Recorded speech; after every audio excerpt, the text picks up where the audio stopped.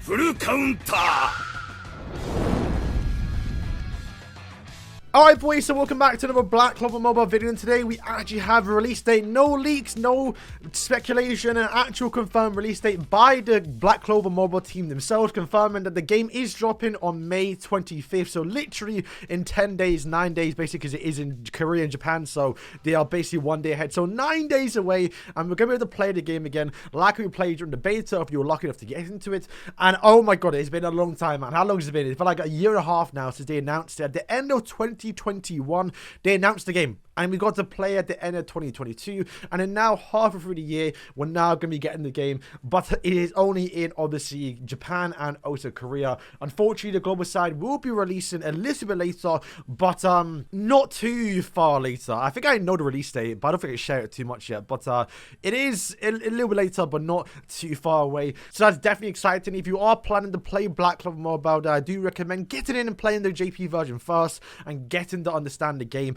because then you'll have a massive advantage going into the global side, since you know a lot of stuff already in the game. You don't want to be on day one kind of be confused about who to summon for, who to reroll for. At least the JP players and the people that are playing the game now or in a few days time will be able to get in, test everything out, see what is the go-to meta, see what the go-to characters are, and we'll be able to update you lot on the global side. We will be covering on the channel, obviously it is dropping on the Grand Cross anniversary day, so it's going to be a bit tricky to cover both if I do cover both. But yeah, other than that, that is basically it for the release date. Like I said, I made a video a few days ago talking about it, the fact that it is coming, but at least for the global release date, so far nothing has been confirmed. Even I don't know the exact date, but the global pre-registration should be coming up sometime soon, because they're going to gear up to launch, like how we saw obviously the JP in Korea. It came like 3 months ago now, so I expect, at least what I think, the global team to start ramping things up now once the game finally does release, because from what I've heard, I believe the global team is waiting for like obviously the actual game to release so they can start doing stuff again. This was also announced in, I believe, some sort of V-jump scan when it showed the release date. So it looks like they were waiting for this actual screenshot to publish to actually announce the release date, because they clearly must have planned this a little bit in advance, which makes sense, because a lot of people were kind of getting worried about where the hell the game is even going, because they did announce a few weeks ago now that the game will be dropping in May, but no release date, just the fact that it is dropping, and we're getting towards the end of May and we didn't really hear anything, so people kind of starting to get worried. Make sure to follow _Clover_MobileG, brilliant name, but this is the official Twitter account that I expect to be once again ramping things up in the future. We've already gotten some stuff, to be fair. I think they deleted a lot of these, so I don't know what's been going on once again. The whole like system behind the scenes, I feel, is just in shams right now, but it did show some of the costumes which were in the actual reveal trailer a while ago. Alright, so this was an actual screenshot posted, as you can tell by now, by the global devs, but I believe they deleted it once again for some reason. Now do not be mistaken, because they're not going to get me this. So this is a normal summon. However, the characters on screen, don't know why they're here, but this is from the trailer. These characters are not here, because this is like time skip funeral, or like towards the end. He's not in the game, and Sekre right there as well, she is not in the game, and I believe also you can probably see Zora on like the left side or right side. Like, I don't know why they showed this picture, because these characters, at least from what we know so far, will not be coming to the game for some time. I should imagine we're probably going to get characters that progress through the story. I believe on launch we will cover up until the Seabed Temple arc where you verse Feto. I think that's season 1, so they're going to cover up the probably season 1 of the story, and we'll get story to progress, and we'll probably get characters that show up in the story mode, something similar towards Grand because you play that game. But I think that's kind of fine, because there are a lot of characters that get revealed very, very early on, like all the captains. We're going to get all of those.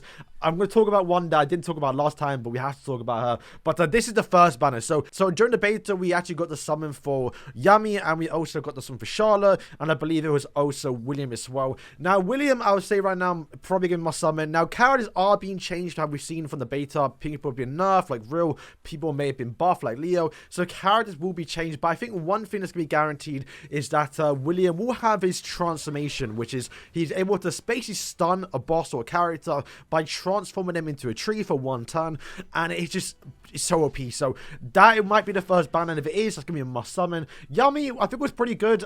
Good for PvE farm, which is kind of clearing through somewhere quick, because he does have an AoE skill.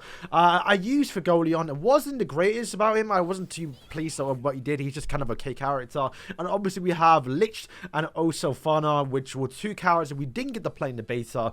Lich, we don't know what he's going to do. I mean, he's not out in the game, obviously. And then Fana is going to be a step up. Step up's actually pretty good because you are guaranteed a character. I believe on the beta, it was 8 steps, so they may change that, but it's a good way to guarantee you once again equipment, because you've got free equipment, free summons, and also obviously the guaranteed character, because when you do summon on the normal banners, they are just at a low rate, and then you're not guaranteed them. Maybe I got lucky in the beta, but I did pull a lot of the characters, especially the banner characters, too often, if anything. So yeah, the rates are somewhat okay. It's just the bad thing is that the pity on the normal banners, at least at the moment in the beta, was not guaranteed a new character, nor even guaranteed the actual character. It could be between a character or a skill page, which is what you use to buff up characters. So once again, hopefully that was changed. Also, we get a free summon. Hopefully that is obviously daily, and we just get that forever in the game, and yeah, not like for an event.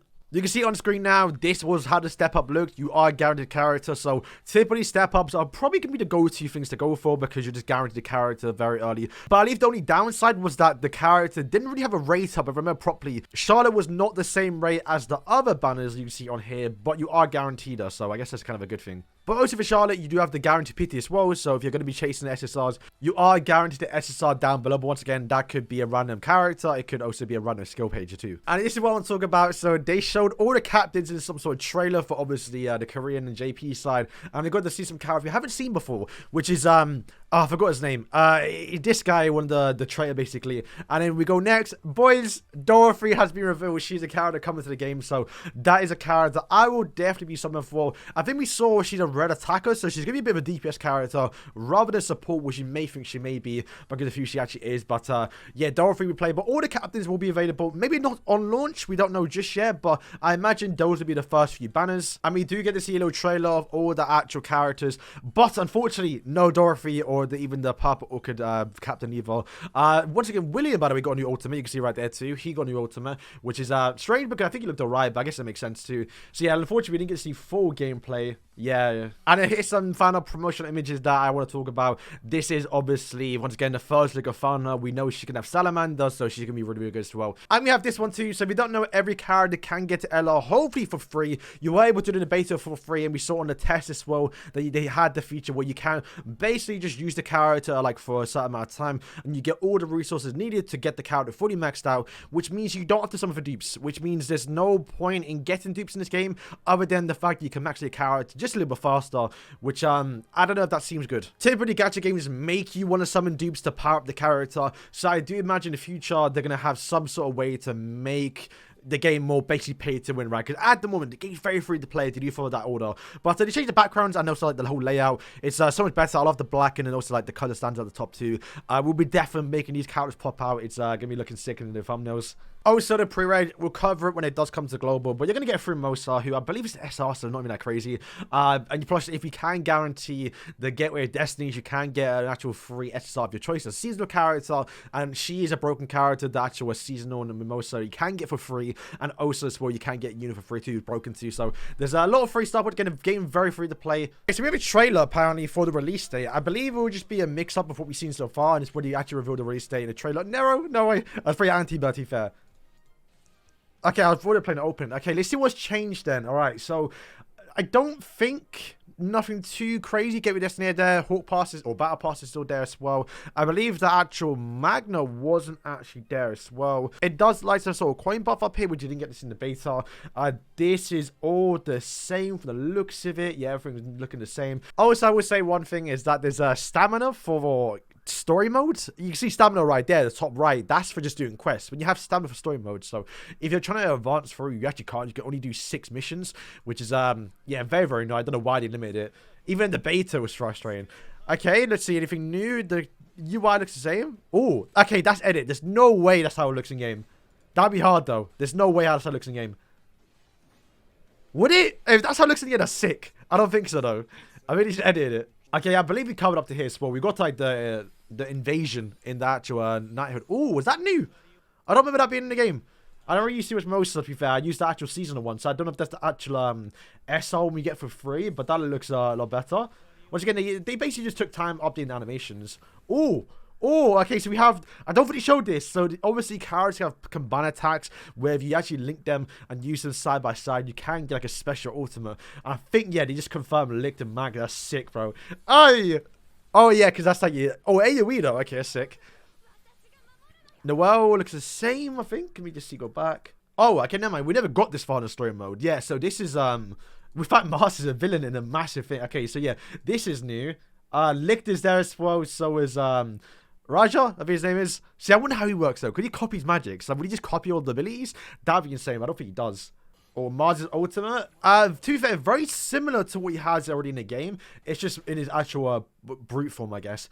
This we already saw as well. This is actually playable in the event. The exact same. Actually, a little bit different. No, I don't think it's different. And there it is, the release date. Alright, so boys, that's probably going to wrap up today's video. That was a little tricky at the end just to see the trailer, see if there's anything new. But yeah, boys, thank you for watching, and yeah, peace.